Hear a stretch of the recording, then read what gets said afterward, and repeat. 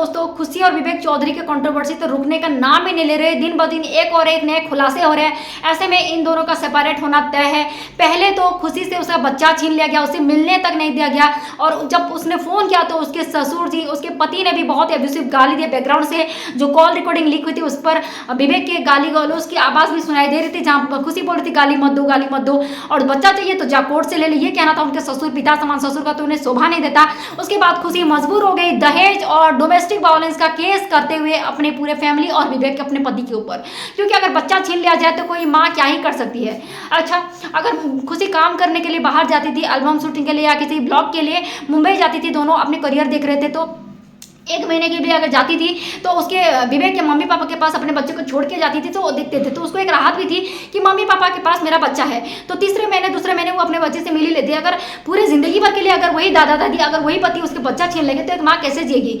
9 महीने कितने मुश्किल से अपने पेट में उस बच्चे को रख करके उसने पाला हुआ है, तो कितना तकलीफ होगा अगर जिंदगी भर के लिए उसकी आंखों से उसका बच्चे को छीन लिया जाए।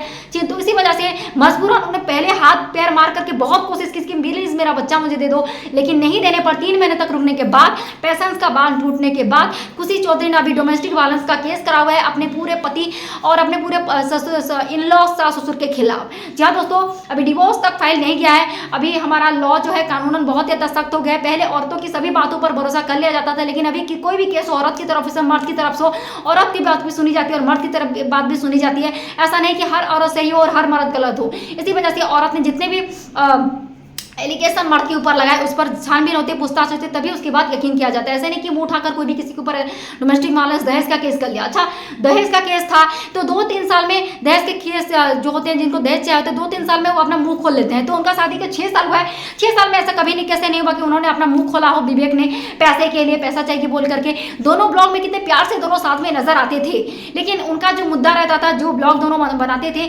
चीटिंग किया, पति ने धोखा दिया, उसने गर्लफ्रेंड रखा था, उसने मुझे धोखा दिया, ऐसे उनका मेन टॉपिक जो था हस्बैंड वाइफ के ऊपर ही रखा था। हो सकता है ये खुद अपनी पर्सनल लाइफ में उस चीज को बहुत बिलीव करती थी। इसी वजह से इसी टॉपिक पर आप उनके ब्लॉग चैनल में जाएंगे तो प्रैंक, हस्बैंड ने धोखा दिया, विवेक ने शादी कर ली, विवेक ने मुझे धोखा दिया, विवेक की गर्लफ्रेंड है, तो इसी टॉपिक पर वीडियो बनाया जाता था। हो सकता है कि पर्सनल लाइफ थी, इस चीज से बहुत जूझ रहे हो, बहुत उस चीज को बहुत रिलेट कर पाते हो, इसी वजह से इसी टॉपिक पर ही वो ब्लॉग बनाते थे और उसको प्रैंक का नाम देते, जबकि वो रियलिटी था। तो हो सकता है क्योंकि 3 साल में कोई दहेज चाहता था तो मुंह कैसे नहीं खोला, और 6 साल में दहेज की बात सामने आ रही है।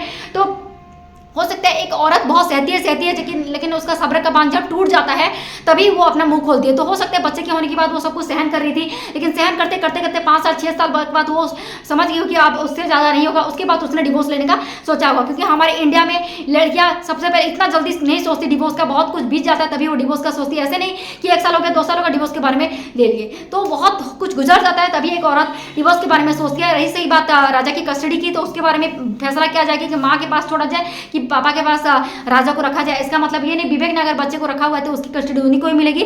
अगर खुशी जीत जाती है डिवोर्स केस तो माँ को ही, 5 साल का बच्चा नहीं हुआ है तो माँ को ही राजा की कस्टडी मिलेगी। तो इस बारे में भी डिस्कस हो रहा है, लेकिन पहले जो डोमेस्टिक वायलेंस का केस किया है खुशी ने, और भी बहुत सारे एलिगेशन लगाए, मारपीट, धोखाधड़ी का जो आरोप लगाया, मानहानि का केस, गर्लफ्रेंड रखा था विवेक, ये सारे केस को पहले इन्वेस्टिगेशन करा जाएगा सच है कि नहीं, उसके बाद डिवोर्स केस की तरफ ये लोग आगे बढ़ेंगे। तो अभी केस जो किया था खुशी ने विवेक के ऊपर, उसी के बारे में, एलिगेशन के बारे में डिस्कस हो रहा है। इनकी हियरिंग पड़ रही है हर महीने। उसके बाद डिवोर्स केस की फाइल पुट ऑफ होगी, उसी के बाद बच्चे की कस्टडी किसके पास रहेगा ये फैसला होगा। तो अभी डिवोर्स केस तक ये लोग नहीं पहुंचे, बस जो खुशी ने विवेक को जो डोमेस्टिक वायलेंस केस करा उसी के ऊपर फैसला चल रहा है। तो अगर खुशी केस जीत जाती है तो ये अगर पूरे बात प्रूफ हो जाती है कि सच में विवेक ने दहेज मांगा था, तो बच्चे की कस्टडी तो 100% खुशी के पास जाएगा। तो उसके बाद सर माथा पटकते हुए रह जाएंगे विवेक चौधरी। तो ऐसा ही हो, सच्चे की जीत हो, कोई भी हो, हमें तो यही चाहेंगे कि अगर खुशी सही है तो खुशी के पास बच्चा, जिसके पास बच्चा सही से रहेगा उसी के पास बच्चा जाना चाहिए। अगर म्यूचुअल अंडरस्टैंडिंग से दोनों एक हो जाते हैं तो माता पिता दोनों का प्यार बच्चा पाएगा। लेकिन खुशी धोखा देने के बाद कभी भी पत्नी पति के पास नहीं जाती। जब वो अपने रंगे हाथों से अपने पति को किसी और गर्लफ्रेंड के साथ विवेक को देख चुके, उसके बाद सुलह होना बिल्कुल नामुमकिन है कि खुशी ये सब देखने के बाद फिर से एक मौका विवेक को दे। तो इनका सुलह होना तो बिल्कुल ये कोर्ट 6 महीना देगा, लेकिन ये सब मुमकिन बात है कि दोनों फिर से मिल जाए और बच्चे को दोनों आपसी माता पिता का प्यार दे, तो ये बहुत ही मुश्किल है। तो कंट्रोवर्सी ये वीडियो कैसा लगा फ्रेंड जरूर बताएगा। पसंद है तो प्लीज वीडियो को लाइक और सब्सक्राइब करेगा, क्योंकि खुशी विवेक के कंट्रोवर्सी देखना पसंद करते तो हमारे चैनल में सबसे पहला रिएक्शन आपको देखने को मिलेगा, इसलिए चैनल को प्लीज लाइक और सब्सक्राइब कर दीजिएगा। Thank you so much, love you all.